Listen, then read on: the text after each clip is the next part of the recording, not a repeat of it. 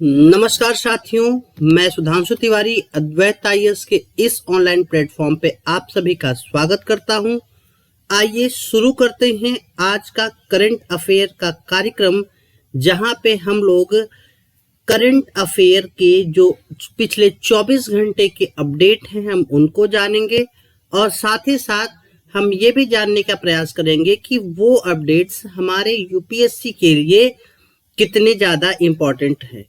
तो आइए प्रारंभ करते हैं। अद्वैत आईएएस आपके लिए लाया हुआ है अभ्यास कार्यक्रम, जिसके अंतर्गत हम लोग यूपीएससी और यूपीपीसीएस के कंप्लीट जनरल स्टडी प्रोग्राम पर फोकस कर रहे हैं और साथ ही साथ में आपको इसके साथ करंट अफेयर का डेली अपडेट क्लासेस आपको मिलती हैं।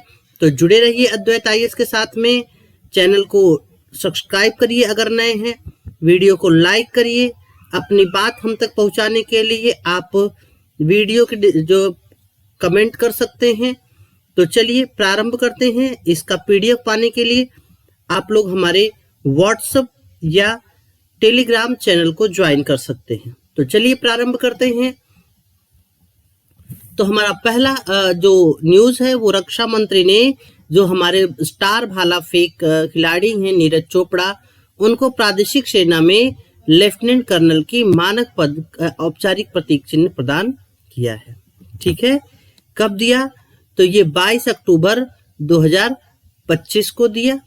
ठीक है, एक आयोजित एक समारोह था, पिपिंग समारोह, जिसमें जो है ये जो भाला फेंक खिलाड़ी हैं जिन्होंने 2 बार ओलंपिक में पदक जीता है, इनको जो है मानद उपाधियां दी गई हैं।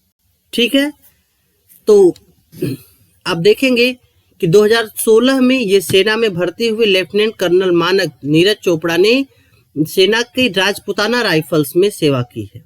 ठीक है, 24 दिसंबर 1927 को हरियाणा के पानीपत के खंडेरा जिले में इनका जन्म हुआ। ठीक है, और अगर बात की जाए तो 2020 में जो टोक्यो ओलंपिक था उसमें ट्रैक एंड फील्ड में इन्होंने ओलंपिक स्वर्ण पदक जीता और ऐसा करने वाले वो पहले जो है भारतीय बन गए। 2024 में पेरिस ओलंपिक में इन्होंने रजत पदक जीता। 2023 के विश्व एथलेट चैंपियनशिप में इन्होंने स्वर्ण पदक जीता और इसके अलावा इन्होंने एशियाई राष्ट्रमंडल और डायमंड लीग प्रतियोगिताओं में बहुत सारे स्वर्ण जीते हैं। अगर इनकी व्यक्तिगत कहा जाए तो 90.23 मीटर 2025 में जो इन्होंने फेंका था, ये इनका सबसे व्यक्तिगत जो इनका भाला फेंक था, जो अभी तक भारत का जो अपन जिस समय ये फेंका गया था उस समय ये दुनिया के लिए सबसे बड़ा रिकॉर्ड था। ठीक है, अब इसीलिए इनको ये चीजें दी गई हैं। ये है उस समारोह के बाद की फोटोज। ठीक है, आते हैं तो बात करते हैं कि जो भारत में जो खाद्य एवं विश्व संगठन है, खाद्य एवं कृषि संगठन फूड एंड एग्रीकल्चर ऑर्गेनाइजेशन, जिसे FAO कहते हैं, उसकी एक रिपोर्ट आई है जिसको कहते हैं वैश्विक वन संसाधन मूल्यांकन 2025। इसमें जो है भारत की जो रैंकिंग है वो पहले 10वें स्थान पे थी, अब 9वें स्थान पर आ चुकी है। इसके लिए भारत को एक बड़ा जो ग्लोबल चेंज है, जो कि लोग निर्वनीकरण से बचने के लिए जो भारत में तमाम जो प्रोग्राम्स चल रहे हैं उसकी सफलता को दर्शाता है। अगर आप स्पेशली इसके बारे में बात करें तो भारत में अगर कहा जाए तो जो 1 साल में वनों की वृद्धि का मामला है उसमें भारत दुनिया के 3रे नंबर पे है। यानी भारत में जितना दुनिया में पेड़ लगा है, ऐसे देश जो नए पेड़ लगा रहे हैं उसमें भारत का 3rd रैंक है। ठीक है, और ये उपलब्धि कैसे मिली? तो ये भारत की जो तमाम नीतियां हैं, जो वृक्षारोपण की नीतियां हैं, उन्हीं का परिणाम है। ठीक है, और साथ ही साथ में ये भी है कि जो वनों की कटाई है वो पिछले एक दशकों में भारत में लगातार कम हुई है। ठीक है, ये चाहे आप कहें दुनिया में भी कम हुई है और भारत में भी कम हुई है, लेकिन अगर आप देखेंगे तो दक्षिण अमेरिका और अफ्रीका के कुछ द्वीपों में अभी भी वन कटाई लगातार तीव्र गति से बढ़ रही है। ठीक है, अगर कहा जाए भारत में, तो भारत अभी जो नेट वन की जो कैपेसिटी है उससे बहुत पीछे है, लेकिन भारत वन कटाई के मामले में अब धीरे धीरे स्थिरता ला रहा है। आज की डेट में अगर देखा जाए तो दुनिया के संपूर्ण दुनिया में या पृथ्वी पर लगभग 32% वन है, यानी दुनिया का कुल लगभग 4.14 अरब हेक्टेयर वन है, और जिसको हम और आगे तक बढ़ाने का काम कर रहे हैं, क्योंकि वर्तमान में हमारे लिए आवश्यक है कि हम एक बेहतर कार्बन सिंक का प्रयोग करें, जो कि जो भारत में या दुनिया में जो कार्बन कैप्चर है, यानी जो हमने पोल्यूशन किया है उसे कैप्चर करके उसे स्टोर करने का काम कौन करता है, तो ये वृक्ष करते हैं। और इसीलिए इन वृक्षों की लगातार जो है इनको संख्या बढ़ाना, इसके लिए तमाम जो है वो प्रयास चल रहे हैं। लेकिन इसके बावजूद जो कहा गया कि 2030 तक हम वनों की कटाई शून्य करने वाले हैं, नहीं 2030 तक जो वनों की कटाई है हम उतने ही वन काटेंगे जितना कि नए वृक्ष लगा पाएंगे, इस लक्ष्य से अभी हम बहुत पीछे चल रहे हैं। ठीक है, ये चीजें हैं। अगर आप देखें तो global distribution of forest by climatic domain, तो अगर आप देखेंगे जो वर्षा वन है, ठीक है, उसमें सबसे ज्यादा जो है वो क्या है, पेड़ है। इसीलिए आप कहते हैं कि ये जो वर्षा वन क्षेत्र हैं इनको दुनिया का फेफड़ा कहते हैं, धरती का फेफड़ा कहते हैं। इसके बाद टेम्परेट क्षेत्र में वन है, उसके बाद सब ट्रॉपिकल में, देखिए जो भारत वगैरह वो सब ट्रॉपिकल में, उसके बाद ट्रॉपिकल एरिया में, और आप देखेंगे कि जो जितने जहां पर डेजर्ट हैं वहां पे फॉरेस्ट नहीं है, चाहे वो कोल्ड डेजर्ट हो चाहे वह हॉट डेजर्ट हो, डेजर्ट में वृक्ष नहीं है। ठीक है, ये चीजें हैं। आप देखेंगे कि forest area as percentage of land area by region, तो आप देखेंगे कि जब सबसे ज्यादा अगर वृक्षों की बात करें तो आपको साउथ अमेरिका में दिखेंगे, उसके बाद यूरोप में दिखेंगे, उसके बाद अगर कहा जाए तो नॉर्थ अमेरिका में दिखेंगे, उसके बाद अफ्रीका में दिखेंगे, उसके बाद एशिया, उसके बाद में ओशनिया में दिखेंगे, और सबसे कम एशिया में वृक्ष दिखेंगे। और खास करके परसेंटेज वाइज अगर लैंड एरिया का देखा जाए उस हिसाब से, अगर फॉरेस्ट एरिया में जो चेंज हुए 1990 से 2025 के बीच में, तो कहा जाए कि अफ्रीका में लगातार क्या हो रहे हैं, जो क्या कह सकते हैं, जो फॉरेस्ट एरिया है वो घट रहे हैं। एशिया में थोड़ा सा घटा फिर बढ़ा, लेकिन जो स्थिति है वो लगभग कांस्टेंट है। यूरोप में भी थोड़ी थोड़ी लगातार वृद्धि हो रही है। नॉर्थ अमेरिका और सेंट्रल अमेरिका को देखें तो यहाँ पे वृक्षों की मात्रा कांस्टेंट बनी हुई है। ओशिनिया में भी कांस्टेंट है, और साउथ अमेरिका में लगातार वृक्षों की संख्या में गिरावट देखी गई है। ठीक है, अब देखिए annual forest area net change by country, ये उसका एक एरिया, एक शैडो एरिया है कि जहां पे किस तरह से चेंजेस हुए हैं।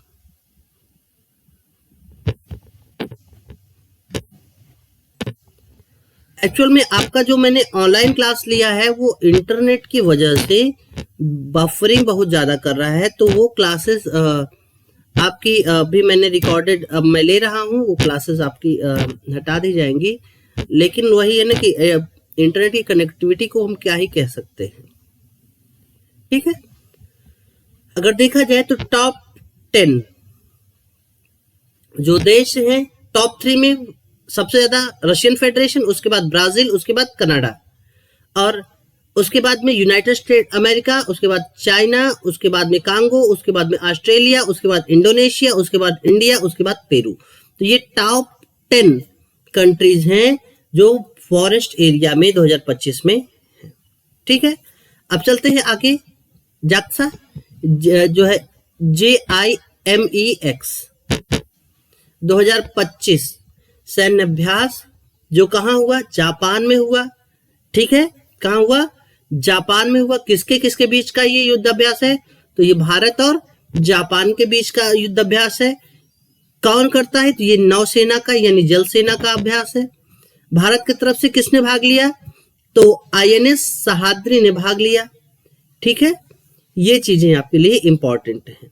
इसमें भारत जापान जो कहते हैं कि जो ये अभ्यास है, इसमें जो है समुद्री चरण और क्या कहते हैं कोस्टल एज चरण, ये 2 प्रकार के होंगे। इसमें युद्ध, पनडुब्बी रोधी युद्ध, उन्नत पनडुब्बी रोधी युद्ध, मिसाइल रक्षा अभ्यास, उड़ान संचालन और पुनः पूर्ति द्वारा अंतर संचालन क्षमता को बढ़ाने, इसको हम जो है विशेष तौर पे फोकस करके इस पर हम लोग एक दूसरे के साथ में साझेदारी करके चीजों को सीखने की कोशिश करेंगे।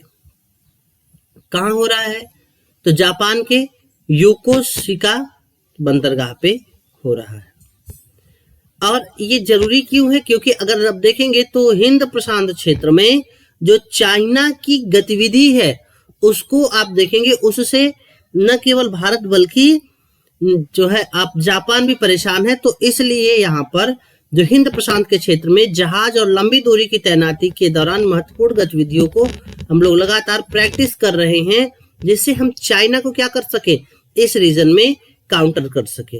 अगर INS सहाद्री की बात करें तो ये भारत में बना हुआ एक बहु भूमिका वाला स्टेल्थ फ्रिगेड है, जिसके संचालन, तैनाती द्विपक्षीय और बहुपक्षीय चरणों में इसको यूज कर सकते हैं। और तमाम युद्ध अभ्यास में इन्होंने इसी जो है श्रेणी में इसने भाग लिया है। ठीक है, अब यहाँ पे AI आधारित शिक्षा की बात चल रही है, जो कि कक्षा 6 से 12 तक के लिए जो वास्तव में आगे चल के जो डिजिटल दुनिया होने वाली है, उसके लिए बच्चों को तैयार करने की जो व्यवस्था है वो करने हम जा रहे हैं। तो जो छात्र हैं उनके लिए 15 घंटे का एक मॉड्यूल, एक जो है ऑडियो वीडियो आधारित हम प्रोग्राम बनाएंगे, जिसमें बच्चे को AI को सिखाया जा सके। और शिक्षक के लिए 45 घंटे का एक मॉड्यूल होगा, जिसमें वो AI, मशीन लर्निंग की मौलिक अवधारणा के साथ साथ में जो आप देखते हैं कि जो AI की नैतिकता है उसको भी AI नैतिकता यानी AI का उपयोग इस तरह से करना कि हम उससे नैतिकता का विधिवत पालन कर सकें। ठीक है, इसके लिए अगर देखेंगे तो हमने एक केंद्रीय उत्कृष्टता केंद्र स्थापित किया, बुद्धिमत्ता उत्कृष्टता केंद्र, जिसे कहते हैं आर्टिफिशियल इंटेलिजेंस उत्कृष्टता केंद्र, जिसके लिए केंद्रीय बजट में 500 करोड़ का हमने बजट दिया है। ठीक है, जून 2025 तक जो NAPS 2 के अंतर्गत हम जो है AI, डेटा इंजीनियरिंग और मशीन लर्निंग इंजीनियरिंग जैसे AI से संबंधित भूमिकाओं के लिए वित्त वर्ष 22-23 से वित्त वर्ष 25-26 के बीच में हमने 1480 प्रशिक्षुओं को हमने क्या किया है, ट्रेनिंग दी है। और आप सभी लोग जानते हैं कि AI जो है वो भविष्य की टेक्नोलॉजी है, और वर्तमान में AI न केवल उपयोग की जा रही है बल्कि बहुत तेजी से इसमें विस्तार हो रहा है, R&D हो रहा है। और इसी उद्देश्य से भारत में भी अब इसे शिक्षण प्रोग्राम के साथ में जोड़ने की जो है हमने जरूरत महसूस की है।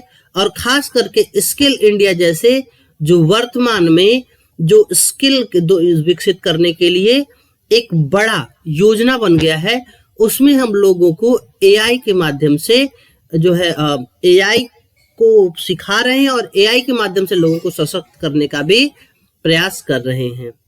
ठीक है, जो कि सौर है, ठीक है। स्किल फॉर एआई रिकॉर्डिंग की ऑब्जेक्ट्स अगर देखा जाए तो फास्टर एआई अवार्ड यानी सबको तेजी से क्या करना, एआई के बारे में जानकारी फैलाना।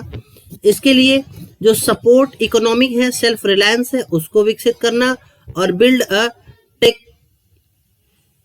ड्रिवन इंडिया यानी ऐसा इंडिया बनाना जिसमें तकनीकी का एक बड़ा योगदान हो।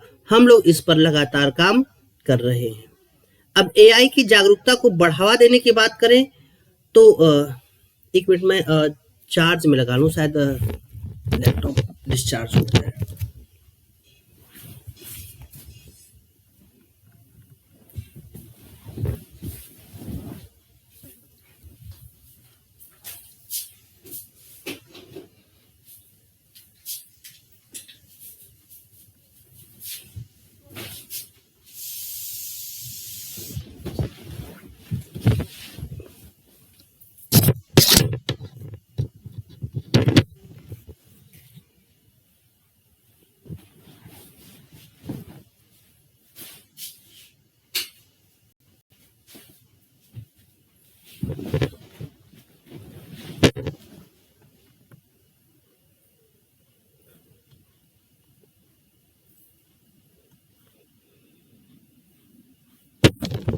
चलिए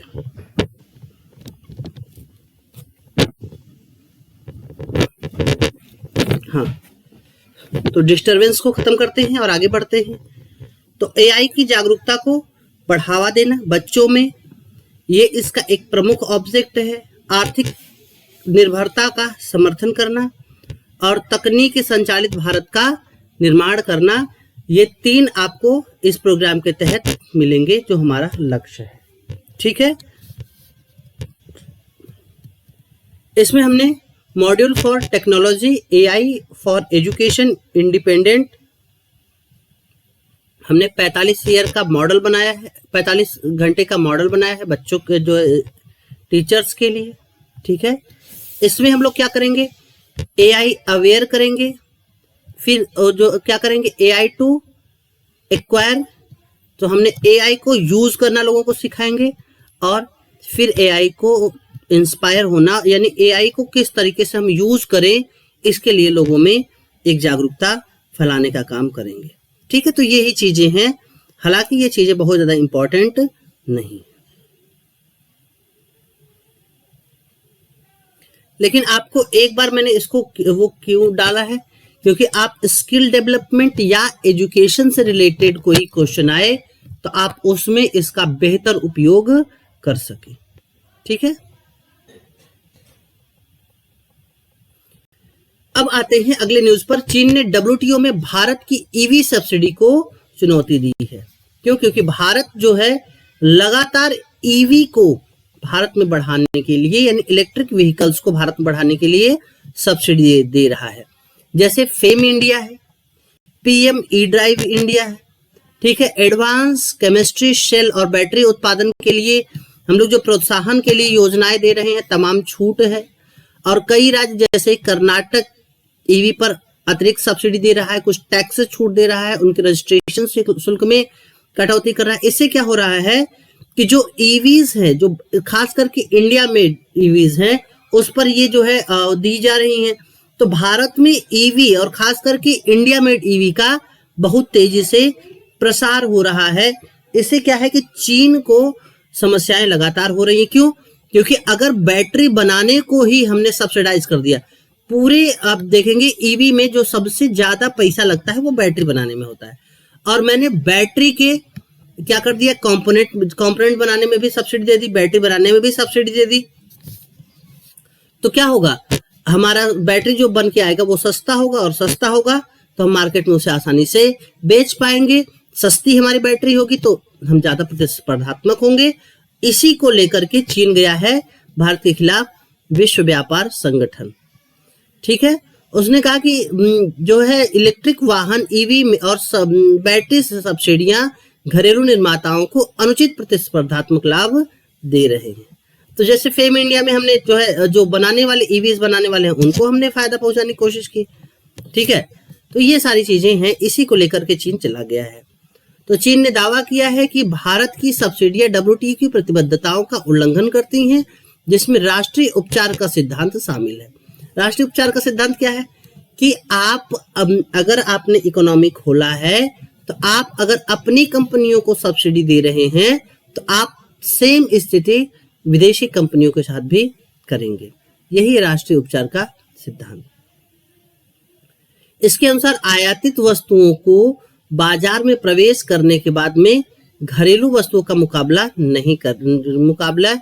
कम अनुकूल नहीं माना जाना चाहिए। जैसे हम लोग लगातार जो है इंडिया, मेड इन इंडिया को बढ़ावा दे रहे हैं, लेकिन अगर मेड इन इंडिया को बढ़ावा देंगे तो ये कहीं न कहीं से चाइना और अमेरिका जैसे देशों के हितों के खिलाफ होगा। तो वो यही चाहते हैं, सॉरी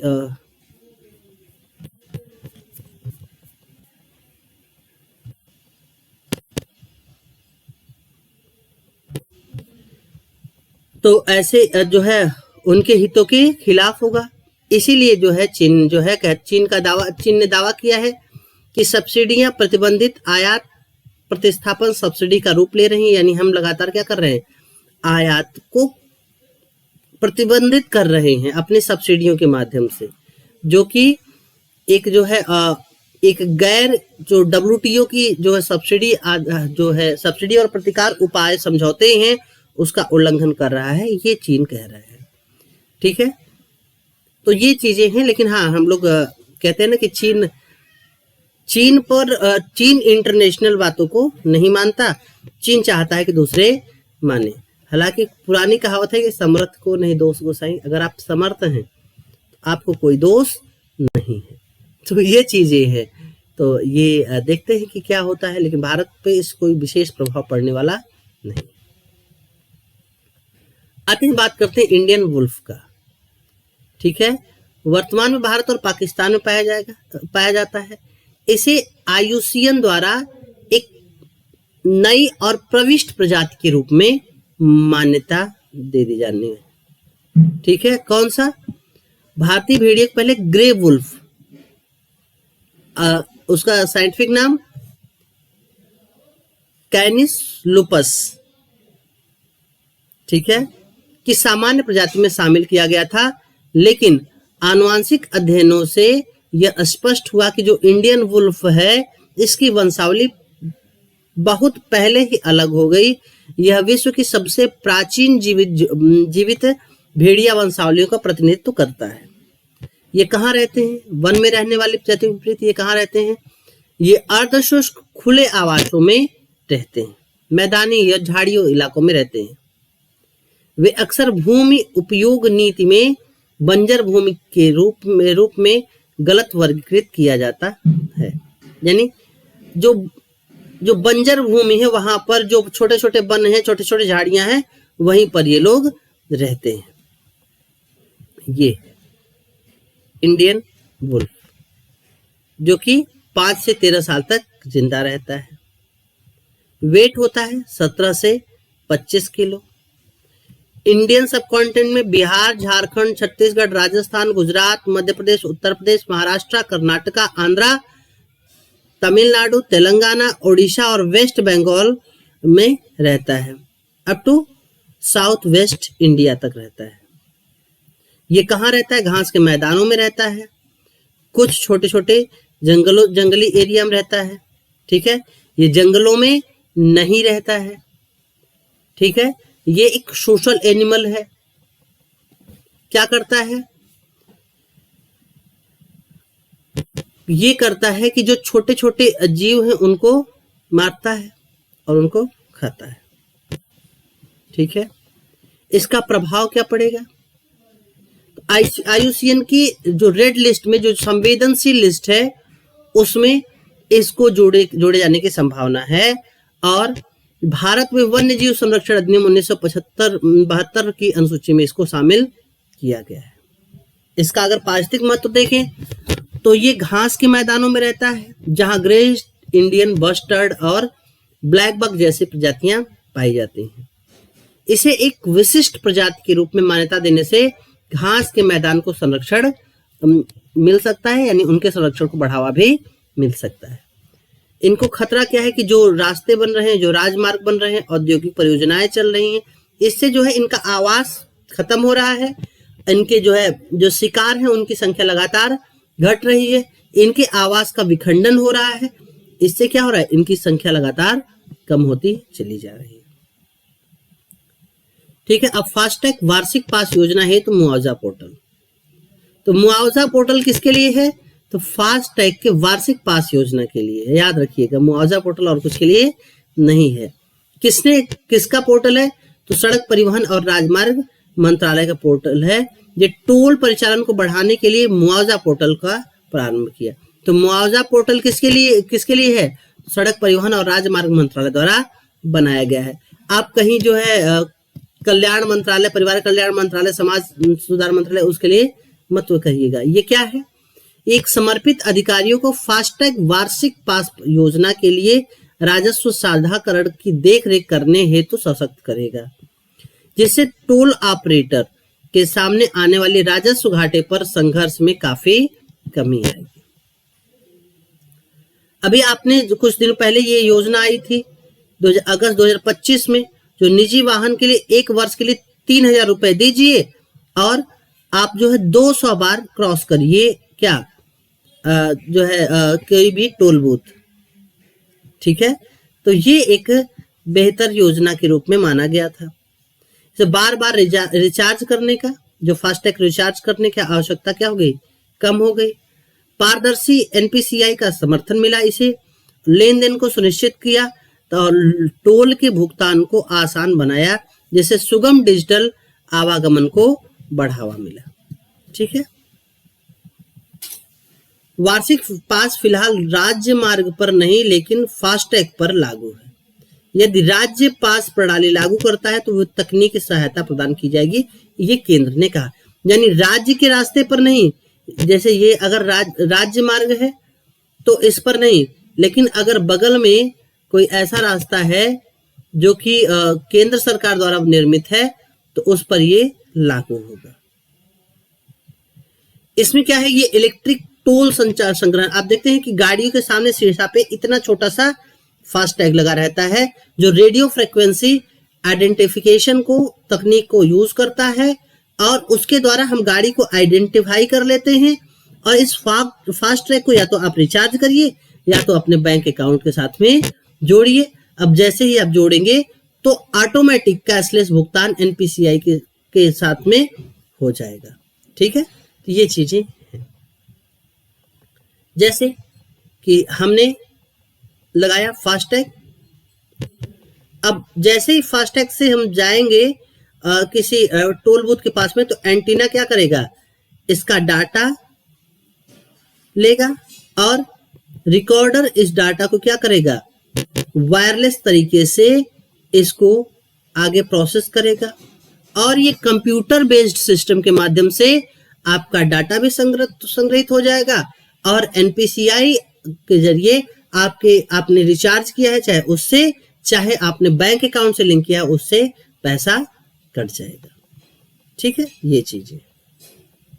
आते हैं आगे, भारत के डिजिटल सार्वजनिक प्लेटफॉर्म डीपीपी।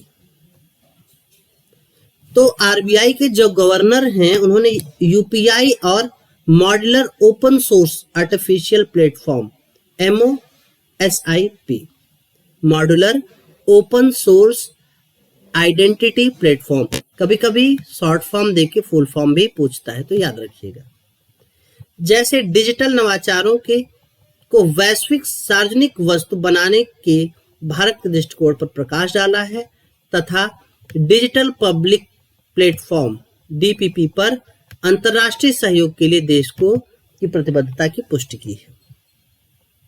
ये क्या है, डीपीपी ओपन अंतर संचालित डिजिटल अवसंरचना समाधान है जो प्रमुख सुविधाएं प्रदान करता है, जैसे डिजिटल पहचान जैसे आधार, डिजिटल भुगतान जैसे यूपीआई, डेटा एक्सचेंज फ्रेमवर्क जैसे डिजी लॉकर, अकाउंट एग्रीगेटर इत्यादि। ये क्या करता है, अगर मुख्य विशेषताओं की बात करें तो ये ओपन आर्किटेक्चर यह निजी और सार्वजनिक क्षेत्र के नवाचार को क्या करता है, प्रोत्साहन देता है। एक से अधिक क्षेत्रों के लिए निर्बाध एकीकरण में समर्थन देता है। मापनीयता, जो बड़ी संख्या में जो उपभोक्ता है उनको कुशलता पूर्वक और लागत प्रभावी ढंग से प्रबंधित करने का काम करता है।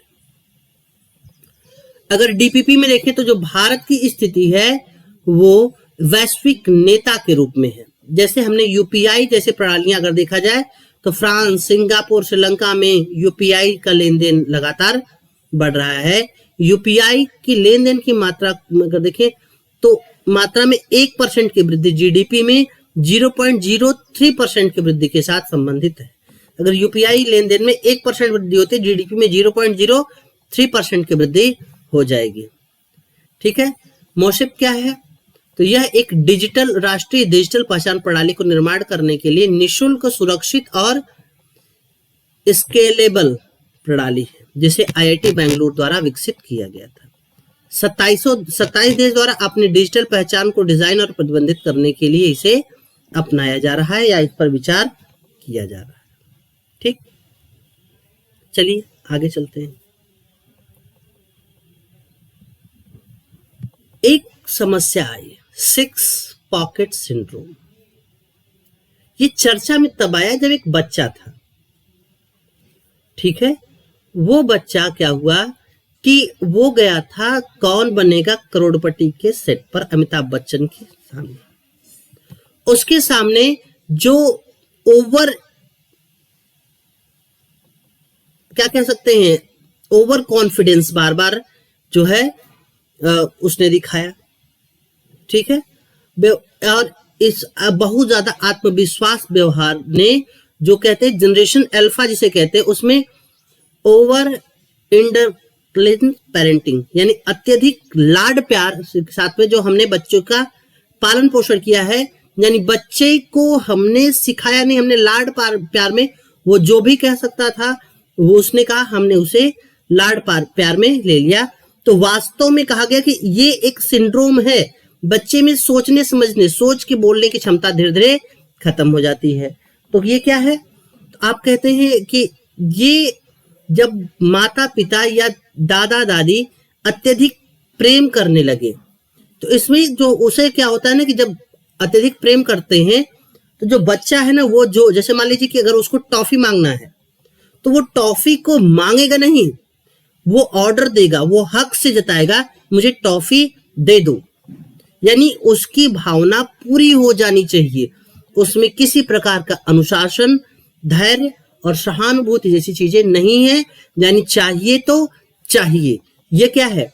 जिसे कहते हैं जिद का एक प्रो वर्जन है। इसे क्या कहते हैं? 6 पॉकेट सिंड्रोम। ठीक है, तो मतलब ओवर कॉन्फिडेंस दिखाना और हर चीज में तो पूरा हक दिखाना, यानी ये तो अगर मांग दिया तो मुझे मिलना चाहिए, मेरा हक है। ये चीजें हैं। भारतीय संदर्भ में अगर देखें तो भारत में 6 पॉकेट सिंड्रोम शहरी मध्यवर्गीय बच्चों में सामान्यतः होता है, जहां पे कामकाजी माता पिता और लाड प्यार करने वाले ग्रैंड पेरेंट्स यानी दादा दादी देखभाल करते हैं और हमेशा कुछ न कुछ उन्हें उपहार या छूट देते हैं। इससे क्या होता है? अत्यधिक लाड प्यार की भावना उत्पन्न हो जाती है। उन्हें जो कुछ मांगा वो तुरंत उसे मिल गया, बिना किसी प्रयास किए, बिना किसी समस्या के। इसके कारण वो धीरे धीरे क्या होता है कि वैसे ही अपने दृष्टिकोण को बना लेते हैं। और यह दर्शाता है कि जो समाज में जिम्मेदारी आधारित जो बच्चों का जो है देखभाल है, ठीक है, वो अब बदल रहा है।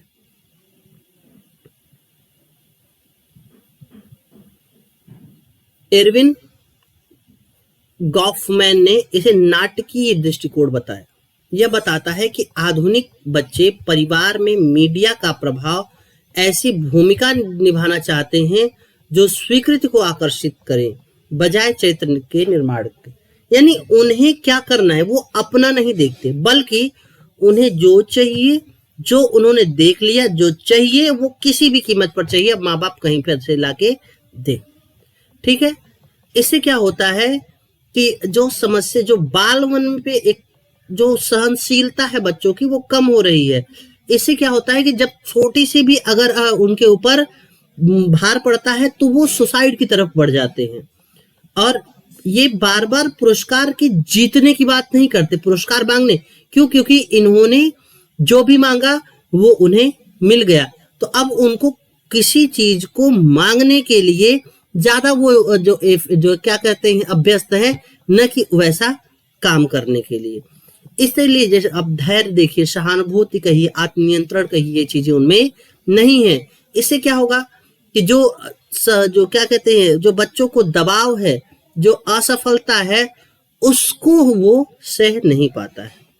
ऐसे मामलों में देखिए बच्चे जो है गुस्सा बहुत ज्यादा आने लगता है, मांगा नहीं मिला तोड़ फोड़, ये करना वो करना सब कुछ, और आक्रामक या चिंता प्रदर्शित करने लगते हैं।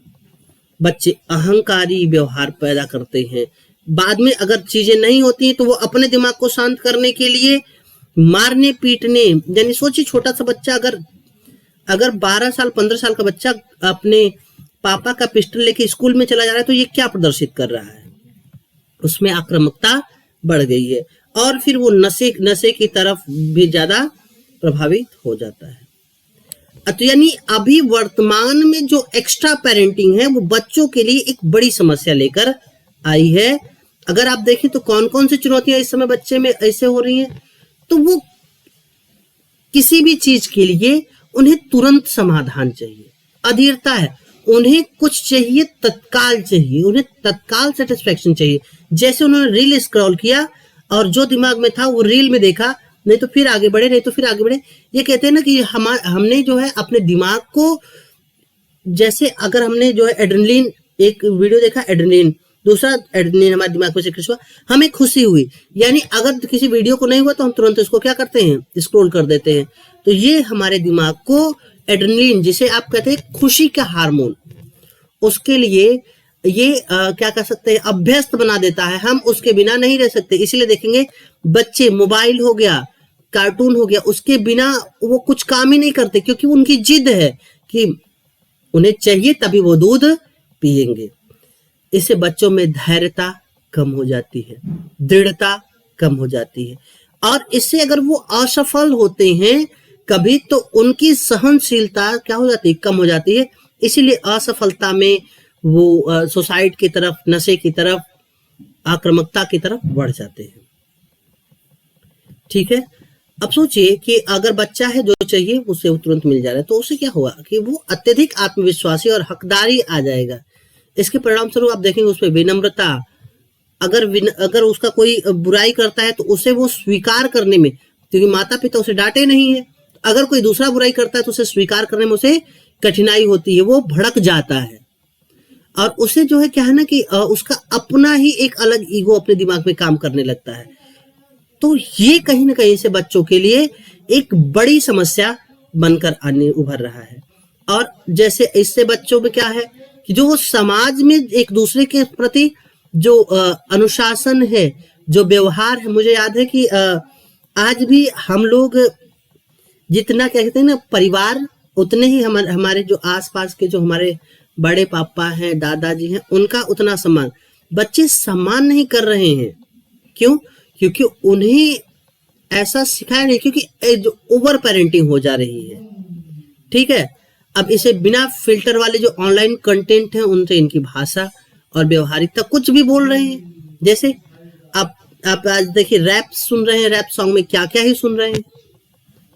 इससे उनकी जो है मानसिक स्वास्थ्य पर भी कम जो वो हो रहा है, उनमें क्या कहते हैं एंजाइटी ज्यादा हो रही है। वो किसी बात पे तुरंत ही चिड़चिड़ा हो रहा है, मारने मरने पर वो हो रहे हैं, अरे कह कैसे दिया। तो वो आत्मसम्मान की जो संभावना है वो ज्यादा इनमें हो रही है। इससे सामाजिक कौशल में उनका लगातार चीजें कम हो रही है, उनका समझने की जो भावना है वो कम हो जा रही है। छोटी छोटी बात पे झगड़े हो रहे हैं, मरने मारने की चीजें आ जा रही हैं। और ये जो है ये केवल उपभोक्तावाद, जो हमने बच्चों को हर चीज दे करके, जो उसने इंटरनेट पे देखा, जो उसने टीवी पर देखा, उसने टॉफी देखा, चॉकलेट देखा, हमने उसे दे दिया। ओवर पेरेंटिंग, ये सारी चीजें हैं। और इससे आप देखेंगे वो लगातार जो है इंटरनेट पर निर्भर होता चला जा रहा है। और अब कुछ समय पहले ये चीजें आई कि जो बच्चे हैं, जो छोटे छोटे बच्चे हैं, जैसे 12 साल, 14 साल, 15 साल, ये तमाम जो है जो सूचना प्रौद्योगिकी उसके माध्यम से अपने डाटा को, निजी डाटा को, अब सोचिए कि वो वीडियो कॉल के जरिए ऐसे ऐसे अपने फोटोज दे रहे हैं जो उनके ही चीजों के लिए क्या हो रहा है, प्रॉब्लमेटिक हो रहा है। तो उनके डेटा का संग्रह को तमाम चीजें हो रही हैं। तो ये चीजें आप लगातार बच्चों में बढ़ता हुआ देख रहे हैं। तो इसके लिए क्या क्या करना चाहिए? एक तो उन्हें पुरस्कार की तरफ ले जाना चाहिए, अधिकार की तरफ नहीं। बच्चों को इनाम मिलना चाहिए नहीं, बल्कि ये करेंगे तो इनाम मिल सकता है, इसकी तरफ लेकर जाना चाहिए।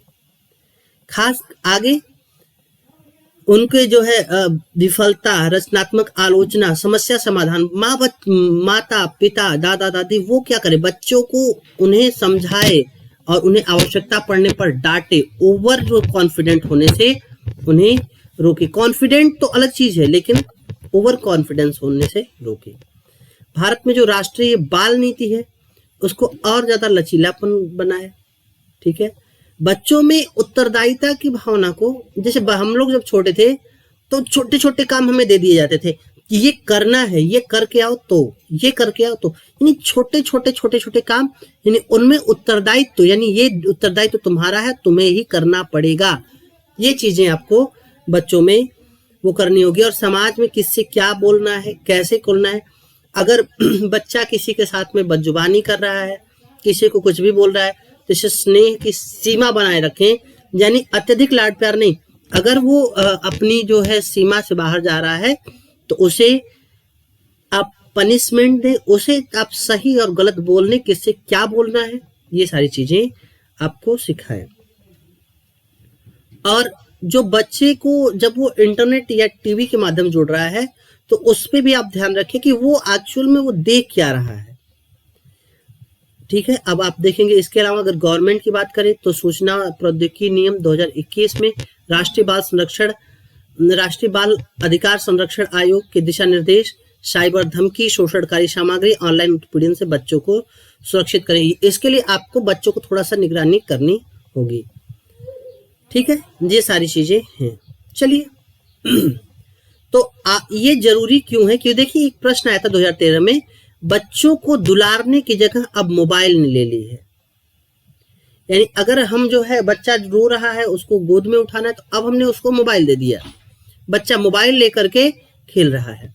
ये बच्चों के सामाजिकरण पर इसका बहुत बुरा प्रभाव पड़ रहा है, जो कहीं न कहीं से जो हमने ये चर्चाएं की वो इसी का कारण है कि बच्चों में लगातार हकदारी बढ़ रही है, लगातार हठधर्मिता बढ़ रही है। यानी अगर वो इंटरनेट पे जो खोज रहा है वो उसे तुरंत मिल जा रहा है, यानी उसके लिए उसे पेशेंस नहीं है। अगर आप उसको सवाल पूछोगे तो वो सवाल सॉल्व करने के पे वो मोबाइल उठाएगा और तुरंत जो है कैलकुलेटर में वो कर देगा। तो यही कारण है कि 6 पॉकेट सिंड्रोम बहुत तेजी से बढ़ रहा है। तो जरूरत है कि बच्चों को थोड़ा सा इससे दूर रखा जाए। अब आते हैं रंगराजन समिति गरीबी रेखा।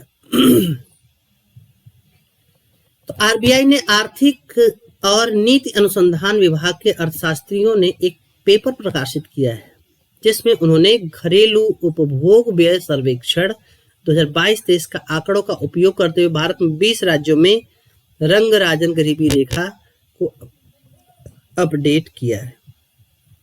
इसमें ओडिशा, बिहार में सबसे बड़ा सुधार हुआ है। 2011-12 के बाद गरीबी के स्तर में सबसे बड़ी गिरावट देखी गई।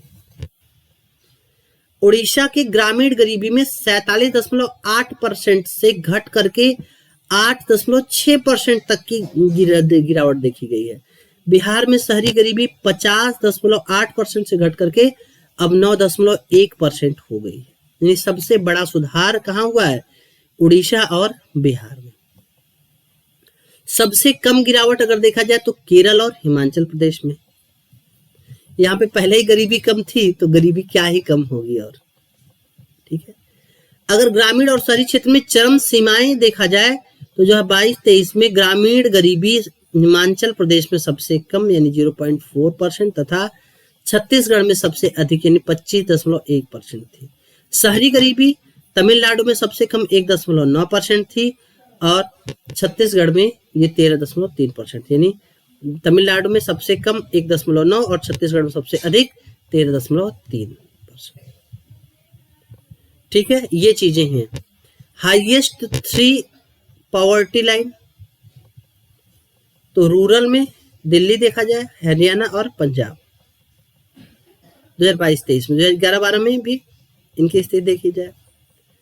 अर्बन में महाराष्ट्र, हरियाणा और गुजरात, रूरल में झारखंड, उड़ीसा, छत्तीसगढ़। ये लोवेस्ट 3 जो है वो है, क्या कहते हैं, गरीबी रेखा वाले लाइन का झारखंड, उड़ीसा और छत्तीसगढ़। अर्बन में बिहार, उड़ीसा और छत्तीसगढ़। तो व्हाट इज पॉवर्टी, गरीबी क्या है? देखिए, भारत में इसके लिए कोई एक ऐसा परिभाषा नहीं है जिसको आप कह सकते हैं कि ये परिभाषा सभी लोग जानते हैं।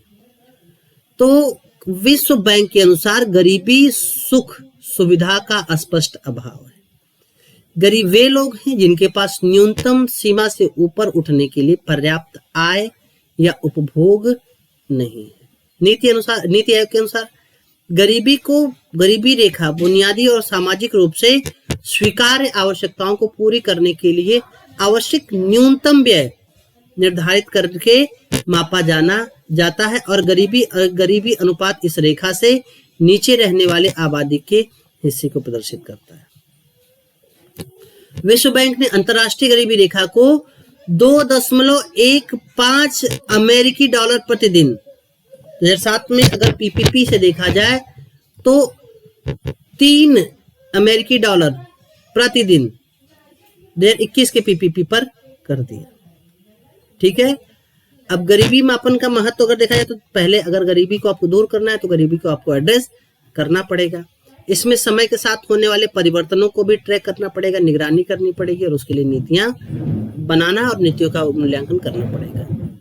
अगर आप देखें भारत में गरीबी का अनुमान, तो सबसे पहले दादा भाई नौरोजी ने जो कहते हैं स्वतंत्रता पूर्व जो उन्होंने एक पुस्तक लिखी, the poverty in un British rule in India. इसमें शुरू होता है जहां पे उन्होंने सबसे पहले गरीबी की बात की और यहीं पे इन्होंने वेल्थ ड्रेन का सिद्धांत भी दिया इसी किताब में। इसके बाद राष्ट्रीय योजना समिति 1938, बॉम्बे योजना 1944 में आई जिसमें न्यूनतम जीवन स्तर एवं आय पर चर्चा किया गया। अगर स्वतंत्रता की बात करें तो अलग समिति 1989 और लकड़वाला समिति 1993 में जो है उपभोग व्यय एवं कैलोरी मापदंड को, अब इस पर थोड़ा सा चर्चा करना ज्यादा नहीं, 21-25 रुपया पाने वाला गरीब नहीं है। तेंदुलकर समिति 2009 में आई तो उन्होंने 2100-2500 किलो कैलोरी की बात की। ठीक है, संपूर्ण भारत के लिए समान पॉवर्टी लाइन की सिफारिश की मिक्स्ड रेफरल पीरियड एमआरपी खपत डाटा को अपनाया। वर्ष 2011-12 में गरीबी रेखा का अनुमान कहा गया जो 816 रुपया प्रति माह कमाता है गांव में और जो 1000 रुपए शहर में कमाता है वो गरीब नहीं है। ठीक है, ये यानी अगर देखा जाए अगर इसका बाई 30 कर दिया जाए तो कितना होगा?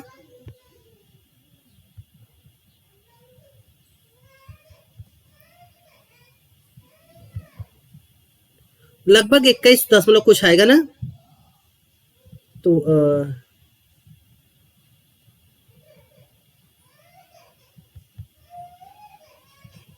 लगभग 27 रुपए अगर जो गांव में पाता है और 25 रुपए जो शहर में प्रतिदिन पाता है वो गरीब नहीं है, ये बात ये कह रहे हैं। लेकिन क्या ऐसा है? तो इस पर काफी गवर्नमेंट की खिंचाई हुई।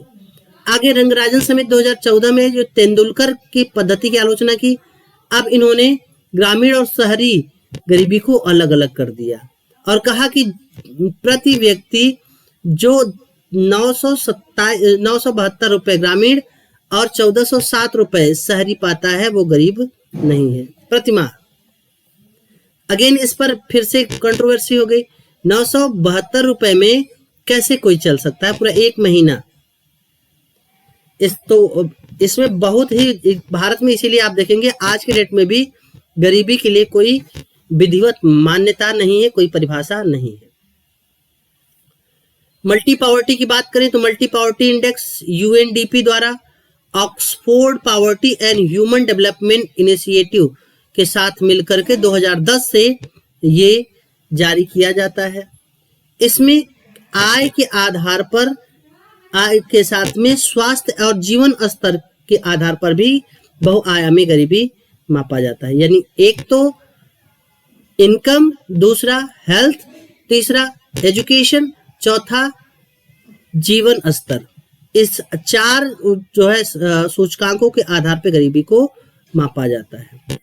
वर्ष 2025 में वैश्विक बहुआयामी गरीबी सूचकांक के अनुसार 109 देशों के लगभग 1.1 बिलियन लोग यानी 18.3% तीव्र बहुआयामी गरीबी में रह रहे हैं, जिसमें 43.6% लोग कम से कम आधे सूचकांकों में गंभीर वंचना का सामना कर रहे हैं। अब राष्ट्रीय बहुआयामी गरीबी सूचकांक की बात करें तो नीति आयोग ने NFHS राष्ट्रीय परिवार स्वास्थ्य सर्वेक्षण के आंकड़े का उपयोग करके इसको बनाया है। भारत में 2013-14 में 29.17% बहुआयामी गरीबी थी, जो 2022-23 में घटकर 11.28% रह गई है, जिसमें लगभग 24.82 करोड़ लोग गरीबी से निकले, ऐसा दावा किया जाता है। अब बात करते हैं गिनी कोफिशिएंट का। तो गिनी कोफिशिएंट क्या है? वही कि अगर गिनी कोफिशिएंट बढ़ रहा है यानी समाज में गरीब और गरीब हो रहा है, अमीर और अमीर हो रहा है और घट रहा है, तो यानी समाज में जो गरीबी और अमीरी के बीच में अंतर है वो घट रहा है। तो वर्ष 2011-12 में 28.8% थी, जो कि 2022-23 में 25.5% हो गई। ये असमानता में कमी को दर्शाता है। तो गरीबी से जुड़ी कौन कौन सी योजनाएं हैं? तो दीनदयाल अंत्योदय शहरी राष्ट्रीय शहरी आजीविका मिशन NURLM, राष्ट्रीय प्रधानमंत्री आवास योजना ग्रामीण, गरीब जो है प्रधानमंत्री गरीब कल्याण योजना, प्रधानमंत्री सुरक्षा बीमा योजना, राष्ट्रीय पोषण मिशन और मनरेगा। ठीक है, ये प्रश्न था कि UNDP में समर्पित ऑक्सफोर्ड निर्धनता एवं मानव विकास नेतृत्व द्वारा बहुआयामी निर्धनता सूचकांक में निम्नलिखित में से कौन सा सम्मिलित है? तो पारिवारिक स्तर पर शिक्षा, स्वास्थ्य, संपत्ति की सेवा से वंचना, राष्ट्रीय स्तर पर क्रय शक्ति क्षमता और राष्ट्रीय स्तर पर बजट घाटा और GDP की विकास दर। तो यहाँ पे आपको मैंने ये बताया राष्ट्रीय स्तर पे क्रय शक्ति क्षमता नहीं। एक तो इनकम, एजुकेशन, हेल्थ, ठीक है, ये 3 चीजें ही यहाँ पे जो है शामिल हैं, तथा सर्विसेज। यहाँ पे राष्ट्रीय स्तर पे किसी चीज की बात नहीं कही गई है, ऊपर हमने बात किया है। तो ये ऑप्शन नंबर ए सही है।